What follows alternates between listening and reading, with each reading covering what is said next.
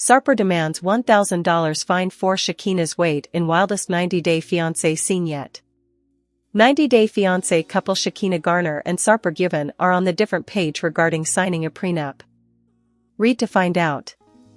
Things are getting heated up between 90-Day Fiancé couple Shakina Garner and Sarper Given. After Shakina's friends pushed for a prenup before the cross-cultural couple's wedding, an offended Sarper appeared to impose a fine most surprisingly. The Sunday, May 25th, episode of the TLC reality show had the Turkish-American couple lock horns over their personal demands prior to saying "I do." When presented with the proposition of signing a prenuptial agreement with Shakina, the 45-year-old personal trainer retaliated and told his fiancée that he would weigh her every month. However, his terms of condition in the prenup would be that Shakina will have to pay him a fine if she ever weighs above her weight target. Sarper Given and Shakina Garner's unconventional prenup clauses. As the wedding day was closing in, Sarper and Shakina were looking forward to wrapping up the preparations. However, as the couple sat down for a dinner with friends, the topic of a prenup came up, leaving a flagrant Sarper react in disbelief. When one of Shakina's friends proposed the idea of the couple signing a prenup before their wedding, Sarper was left shocked. He explained, "Per people." However, another friend attempted to clarify the stance, saying that it was not their intention to offend Sarper in any way. Yet, they claimed that a prenup would help them to sort out their financial matters securely if things between them ever go awry. They put it succinctly to say that since they can't control the government law regarding when a foreign spouse can start earning in America, it's better for the couple to put a prenup in a drawer in case the worst scenario happens. Shakina was, however, not that surprised by her friend's suggestion, as she said she could see why her friends were concerned. Moreover, she appeared to get swayed by her friend's advice, and suggested Sarper, who has always claimed to be a bad boy. However, a visibly baffled Sarper confessed to the camera that he was shocked. Moreover, he revealed that he has never had a talk with Shakina regarding a prenup as well. Following his confession, Sarper came back with an outrageous clause of his own. He told Shakina. While Shakina's friends were left dumbfounded, the Beverly Hilton esthetician was unperturbed. She admitted that Sarper putting a clause about her weight was no surprise to her.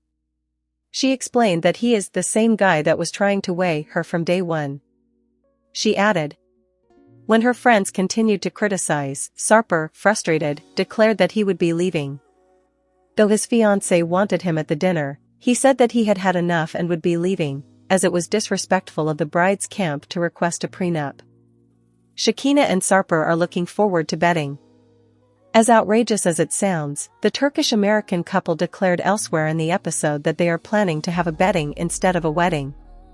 Shakina's friends and family were left unimpressed when the fitness enthusiast shared their plan to exchange the vows in bed. So, what's going on with the wedding? When are you guys gonna get married? As Shakina dodged the question, Sarper declared they would not be having a wedding. Upon further questioning, he shared that they will have a bedding. When everyone else questioned what bedding was, the couple explained that they would exchange their vows while in bed. Moreover, no one else will apparently be invited. They shared that they decided to do a bedding to honor their tradition of spending most of their time together on the bed. However, their confession left the rest of the group uncomfortable. 90-Day Fiancé Season 11 is currently airing on TLC, USA. Troubled 90-Day Fiancé couple leaves America after heartbreaking news about family member. A 90-Day Fiancé, happily ever after? Couple has left America following the tragic death of their family member. Tragic cast deaths on 90-Day Fiancé have deeply impacted viewers and highlighted the real-life drama beyond the screen. Notable losses include Jason Hitch, who passed away from COVID-19 at age 45, and veteran star David Murphy, who died at 66 following long-term health issues. Their stories resonated strongly with fans. Other heartbreaking moments include Glenda Standridge's death hours after Angela Deem's wedding, and the devastating loss of Adriel, the baby son of Annie Francisco and Robert Springs. These emotional moments on 90-Day Fiancé and its spin-offs show that the real-life struggles of cast members can be just as intense as the drama on screen, leading to questions about these reality show deaths and instances of 90-Day Fiancé tragedy. Julia recently took to Instagram to reveal she was no longer in America, and Brandon had accompanied her. "Hello Hong Kong," Julia wrote in her caption. She revealed it was her and Brandon's longtime desire to visit Japan, but they didn't want to fly so far and not visit a few more countries that were close by. Julia added that they would spend a few days in Hong Kong, followed by Macau, and then head to Japan. What Julia and Brandon's Hong Kong getaway means for marriage.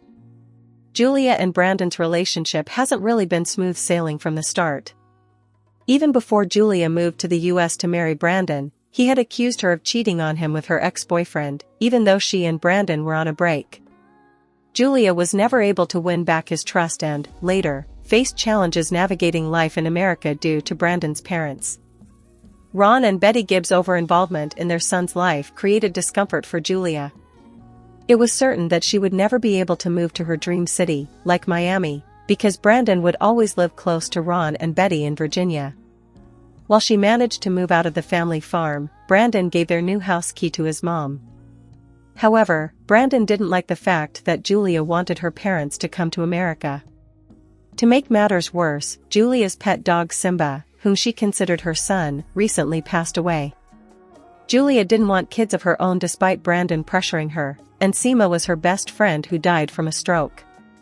It appears Brandon has finally decided to give Julia everything she wants in the marriage to make her happy, and it involves them leaving America behind, even for a little while, so she can clear her head. Brandon is proving that he does care about Julia and can put her needs before his responsibilities towards his parents. While he may not be able to cut the cord yet, he could put his foot down when his mother's and father's demands from Julia get too ridiculous. His efforts to prove his love for Julia show that their marriage can still be saved.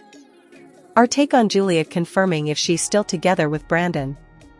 Julia and Brandon are making their franchise comeback with 90 Day Fiance, Happily Ever After? Season 9. The previews suggest that Brandon will still be insisting they have a baby despite Julia not being ready to do it mentally. She is also silently dealing with health issues she's not ready to talk about.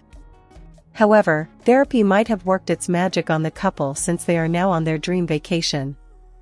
90 Day Fiance, Happily Ever After? Season 9 premiere scrapes the bottom of the barrel, but we can't look away.